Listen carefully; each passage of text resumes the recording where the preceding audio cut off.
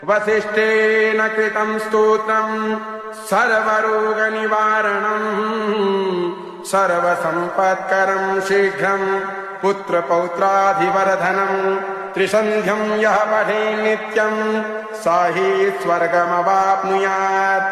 कृतेन अनेन अद्यतने आचार्यवसिष्ठकृतं शिवदारिद्र्यदहनस्तोत्रपाठाख्येन कर्मणाधीश्वरो भवानी शंकर महारुद्र महामृत्युंजय श्री भगवत्केदारेश्वर चरणारविन्दं प्रीयतां नमः। श्री साष्टांग शिवार्पणमस्तु शिवायै इदं नमः। श्री साष्टांग जगदम्बार्पणमस्तु अम्बा प्रियतां नमः। हर ओं तत्सत् हर ओं तत्सत् हर ओं तत्सत्। गुरु केदारेश्वर महादेव की जय।